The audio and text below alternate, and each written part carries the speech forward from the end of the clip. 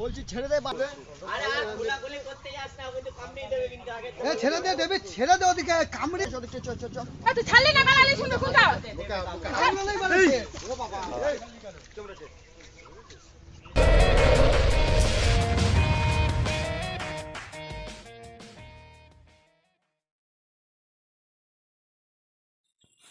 Hello everyone, welcome back to Reptopedia. আর আমি আপনাদের রেপ্টোপিডিয়া চ্যানেল থেকে জয়দেব মজুমদার। আবার একটা ওয়াইল্ড লাইফ ভিডিও। এটা রেস্কিউ ভিডিও না, আপনারা প্রতি সময় ম্যাক্সিমাম দেখে থাকেন রেস্কিউ ভিডিও। কিছু ইনফরমেটিভ ভিডিও আসে, আবার কিছু এমন কিছু ভিডিও আসে যেগুলো দেখলে আপনার রাগও হবে, আপনি ভাববেন যে কেন এগুলো হচ্ছে। কারণ প্রতিনিয়ত এখন কিছু মানুষ ওয়াইল্ড লাইফ, বিশেষ করে সাপ নিয়ে, সাপ রেস্কিউটা বা সাপ ধরাটা মানুষের কাছে একটা ফ্যাশনের মতন হয়ে গেছে। সে সাপ ধরতে পারলে তার খুব সাহস। সাপ ধরে ভাই কোনো সাহসের কিছু প্রমাণ করা যায় না। আমাদের থেকে অনেক বেশি সাহস যারা ইন্ডিয়ান আর্মি বা নেভি, যারা দেশের জন্য কাজ করছে তাদের অনেক বেশি সাহস, কিংবা যারা রেলে কাজ করছে, ইলেকট্রিশিয়ান, বিভিন্ন জায়গায় কাজ করছে। তো সাপ ধরে কোনো সাহস প্রমাণের কোনো জায়গা নেই। আমি অ্যাকচুয়ালি কাজগুলো করি যাতে এই ওয়াইল্ড লাইফগুলো বাঁচে আর মানুষ যাতে সেফ থাকে। কারণ একটা রেস্কিউ যখন করতে যাচ্ছি, সাপটার যতটা না উপকার করছি তার থেকে বেশি উপকার হচ্ছে কিন্তু মানুষের। মানুষ সবসময় সাপ দেখলেই ভয় পায়। তো আমাদের চেষ্টা থাকে যাতে মানুষ সাপ দেখে একটু কম ভয় পায়। ভয় থাকা জরুরি, কারণ না হলে বেশি সাহস দেখাতে হলে এই ধরনের ঘটনা মানুষ ঘটাবে। তো ভিডিওটা দেখলে আপনারা বুঝতে পারবেন। এই ভিডিওটা কিন্তু রানাঘাট যে আছে, রানাঘাট পান্তাপাড়ার কাছের ভিডিও। আমাকে এক দাদা আমাদের পাঠিয়েছে, আমার পরিচিত একজন দাদা। সে আমাদের চ্যানেলের সাথে সবসময় রয়েছে, সে আমাদের ভিডিও দেখে, আমাদের পরিবারের একজন সদস্য বলা যায়। তো সে ভিডিওটা পাঠিয়েছে, আর ভিডিওটা দেখলে আপনি ভাববেন যে এই ধরনের একটা ডেডলি ভেনোমাস স্নেক, তীব্র মারাত্মক বিষধর একটা সাপ গলায় নিয়ে কিভাবে সেটাকে নিয়ে ছেলেখেলা করছে। নিজের তো ক্ষতি, নিজে যে কোনো সময়ে হয়তো বাইট হয়েছে, এখন জানি না কী অবস্থায় সে আছে। বাইট কিন্তু তার হয়ে গেছে। তো খবরাখবর রাখবো, যদি সম্ভব হয় পরবর্তী ভিডিওতে জানাবো তার কি হলো, সে বেঁচে আছে না মারা গেছে।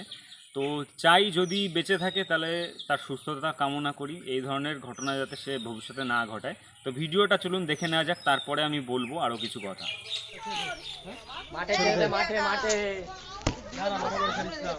চলো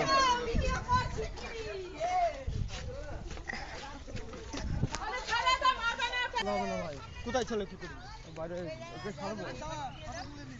ছেলে বাড়া বলছি ছেড়ে দে কিছু কাটাকাটি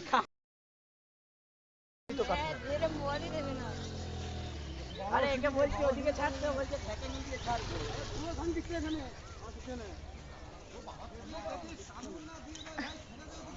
আমি তো বলছি ও শুনছে না।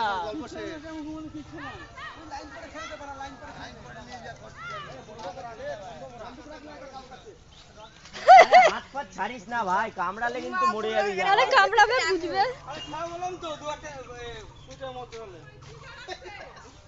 আরে ছেড়ে দে না,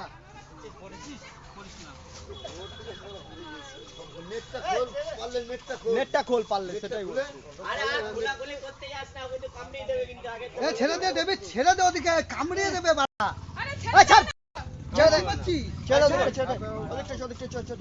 ছাড়লে না বানালে শুনবে কোনটা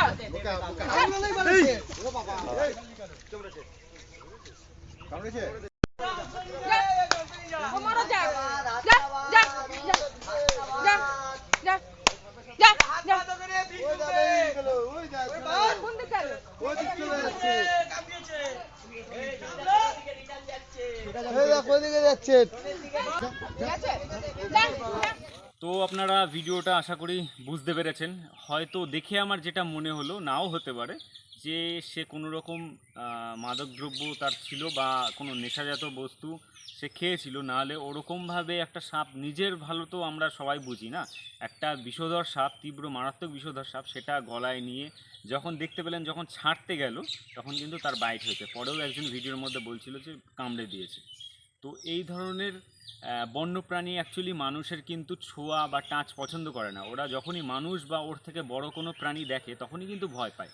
আর এই সাপটা কিন্তু একটা Russell's viper, Daboia russelii scientific name, haemotoxic venom রয়েছে। তো এই ধরনের সাপ সে গলায় পেঁচিয়ে এই কাজটা করলো। নিজের ক্ষতি ভুল মেসেজ একটা সমাজে যাচ্ছে, মানুষ সাপ দেখলেই মানে এইগুলো থেকে মানুষের সাপের প্রতি রাগ আসে। অথচ সাপ একটা এমন প্রাণী যার কোনো সেন্স নেই, আমি ওকে বাঁচাচ্ছি বা মারছি, তার কিন্তু বোঝার ক্ষমতা নেই। যদি বোঝার ক্ষমতাই থাকতো তাহলে মানুষের ঘরে ঢুকতো না।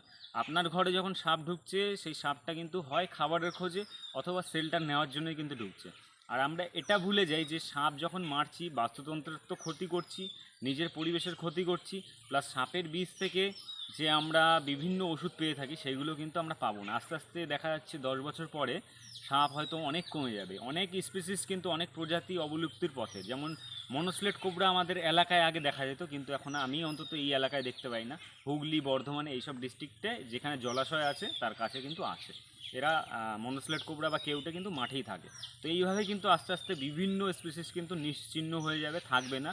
ভবিষ্যতের প্রজন্মের জন্য আমরা কি রেখে যাচ্ছি, আমরা কি করছি, সেটা আমাদের সবসময় ভাবা উচিত। আর যেখানে এই ধরনের কাজ করতে দেখবেন তাকে যে কোনোভাবে প্রতিরোধ করুন, সে যেন এই ধরনের কাজ না করে। এটা আপনাদের সবার কাছে রিকোয়েস্ট। সঠিক ধারণাটা আমরা সবসময় ওয়াইল্ড লাইফ কনজারভেশন যে কথাটা, ওয়ার্ডটা রয়েছে, সেটার মানে আমি হয়তো সামান্য কিছু হলেও বুঝেছি, কিন্তু এখনও অনেক মানুষ আছে যারা বোঝে না।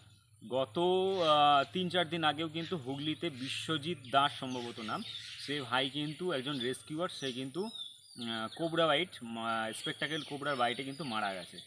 সে সাপটাকে রেখে দিয়েছিল, আবার কাউকে মানুষকে দেখাতে গিয়েই বাইট হয়েছে। তো এই ভুলগুলো আমরা করে থাকি।